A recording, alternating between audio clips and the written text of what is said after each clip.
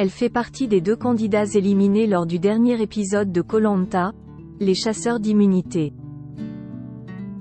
Cécile ne s'y attendait pas, mais elle a fait les frais d'une stratégie montée en secret par certains camarades. Après le choc, la candidate se livre sans filtre sur son aventure auprès de Pure People. Comme la suite après la publicité mardi 23 avril 2024, TF1 diffusait le 10e épisode de Koh-Lanta, les chasseurs d'immunité. Et le moins que l'on puisse dire, c'est qu'en termes de rebondissement, les téléspectateurs ont été servis. Océane a été contrainte de quitter le jeu à l'issue de l'épreuve d'immunité, Amri et Meissa se sont alliés en secret et Cécile a été éliminée au conseil. Auprès de purepeople.com, cette dernière revient sur son aventure. Elle évoque ainsi la trahison de Meissa qui a conduit à son départ, l'abandon déguisé de Ricky ou encore son retour à la maison après le tournage. Que se passe-t-il dans votre tête lorsque vous réalisez que vous êtes éliminé? Honnêtement, pas grand-chose. Parce que je suis un peu perplexe au moment où ça se passe. Je ne réalise pas trop ce qu'il se passe. À ce moment précis, je suis triste. Parce que je n'avais pas compris tout ce qui s'était tramé dans mon dos. Jai aussi était déçu de partir, de moi-même et de laisser mes camarades. D'après vous, pourquoi les ex-jaunes ont voté contre vous? Je comprends. Ils avaient cru déceler en moi la tête pensante de l'équipe. C'est un peu ce qu'On avait voulu faire en éliminant Amri. Mais j'avoue que je ne me sentais pas forcément en danger parce que je ne me sentais pas vraiment dans ce rôle de tête pensante. J'étais celle qui disait fort ce que beaucoup pensaient tout bas. Ils ont dû voir que je parlais plus fort que les autres, que je prenais la parole. Donc on ne peut pas leur en vouloir. Avant le conseil, les ex-jaunes évoquent 2 cibles, David et vous. Pourquoi ont-ils finalement choisi de voter contre vous? Je pense que je dérangeais plus que David. Parce que je parlais beaucoup plus, même si lui criait fort. Je pense qu'ils ont peut-être plus peur de la stratégie que je pouvais mettre en place. Pas forcément à juste titre au vu de ce qu'il s'est passé. Je me pensais plus stratège, mais je me suis fait éliminer comme une bleue. Ça m'a un petit peu vexé de me dire que je n'avais rien vu venir. David avait déjà compris. Dès le conseil où Léa a été éliminée, il a vu un traître chez les rouges. Chose que moi je n'ai jamais pu accepter ni envisager.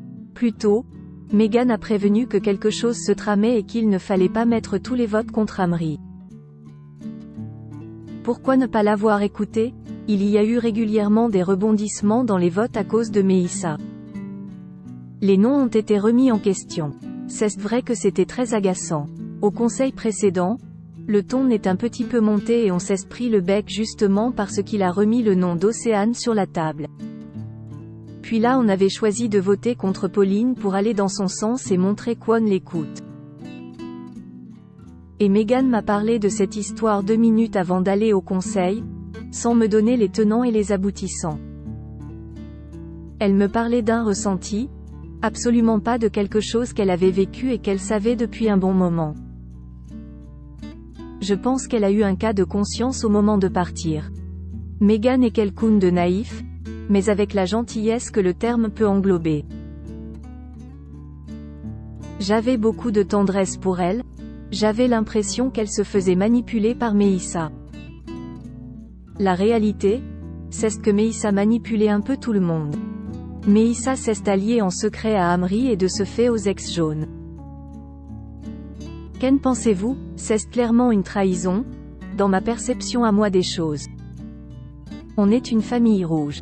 C'est quelque chose que je n'ai pas vu venir et que j'ai eu du mal à accepter. Je voyais bien qu'il y avait des choses bizarres, mais je pensais plus à des erreurs de perception de la part de Meissa et à une affection qu'il avait potentiellement pour Amri. Mais je n'ai pas pensé une seconde qu'il était prêt à nous trahir, je suis vraiment tombée des nues. Ça m'a fait mal cette trahison, j'ai eu du mal à l'encaisser. Comprenez-vous son agacement de ne pas avoir été assez écouté chez les ex-rouges? Meissa avait besoin qu'On aille dans sa direction, qui n'était pas forcément celle de la majorité et c'était ça le problème. C'est pour ça que parfois on était un peu fatigué par ses longs discours. Il avait l'impression qu'on ne l'écoutait pas car on n'allait pas dans son sens, et donc il répétait beaucoup la même chose. Parfois, on avait juste envie de lui dire que la majorité ce n'est pas lui, c'est le plus grand nombre. En acceptant de voter contre Pauline alors que personne ne voulait le faire, c'était un pas vers lui. Mais force est de constater que ça n'a rien changé. Il avait aussi peut-être besoin de jouer son jeu solo.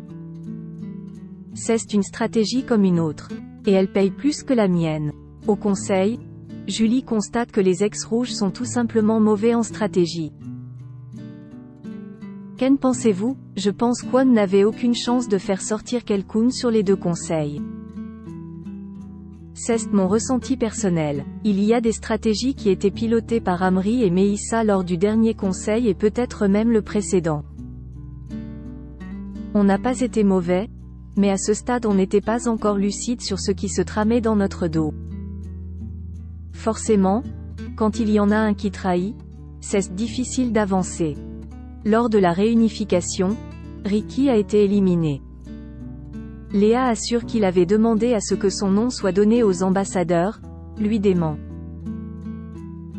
Que s'est-il vraiment passé? Je peux vous le dire. Je l'ai toujours dit haut et fort depuis le début. J'étais présente et Ricky m'a demandé droit dans les yeux à plusieurs reprises de mettre son nom si j'allais aux ambassadeurs. Ce n'était pas une discussion que l'on a juste eue la veille au coin du feu. Mais plutôt une discussion qui durait dans le temps, que l'on a eu à plusieurs reprises. Ce n'était pas sorti du chapeau. On savait très bien que Ricky en avait ras-le-bol. Sur le camp, il était inactif. Il avait le moral dans les chaussettes. On savait pratiquement tous, je crois que Meissa n'a pas été mis au courant de ce que Jai comprit, que Ricky attendait la réunification pour partir.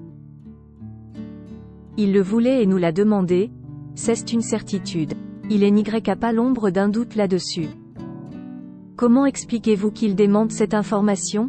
Je ne comprends pas. C'est aussi pour ça que Jai pris la parole sur mes réseaux sociaux. J'avais beaucoup plus d'affinité avec Ricky qu'avec Léa. Sauf qu'elle est clairement victime d'une injustice. Ça aurait été malhonnête de ne pas le reconnaître. Je pense aussi que ce n'est pas facile peut-être de reconnaître qu'il a voulu abandonner, que ce terme ne lui plaît pas, qu'il a envie de garder une belle histoire. Mais la réalité n'est pas celle-ci. Qu'est ce qui a été le plus dur pour vous dans Koh-Lanta? Ma sortie a été le moment le plus dur. À part ça, le manque de nourriture. On en parlait tout le temps, ça prenait une place très importante. Mais c'est tout, je me sentais hyper bien. Je sais que j'étais loin d'être la plus forte mais je me voyais aller hyper loin. Je ne ressentais pas la fatigue, je n'ai jamais envisagé ne serait-ce que l'ombre d'un abandon. J'avais l'impression de tout bien supporter. On oublie le manque de sommeil, de nourriture, de confort. Je me suis plutôt épanouie sur cette aventure. Combien de kilos avez-vous perdu? Jai perdu 5 kilos. Ce qui me paraissait faible au vu de ce que Jai découvert dans le miroir après. Je les ai largement repris après. Et très rapidement. Comment se sont déroulées les retrouvailles avec vos proches? Mon mari a toujours été hyper fier. C'était extraordinaire, incroyable de les retrouver lui et les enfants. C'est un moment hors du temps. J'étais sur un petit nuage jusqu'à remettre les pieds dans la vie active. Qu'est ce qui a changé dans votre vie depuis Koh-Lanta? Honnêtement, pas grand-chose. Je suis rentrée un vendredi, le lundi j'étais au travail. Jai fonçait tête baissée. Ce qui a changé, c'est que Jai réalisait mon rêve. Tout le reste est pareil. Contenu exclusif ne pouvant être repris sans la mention Pure People.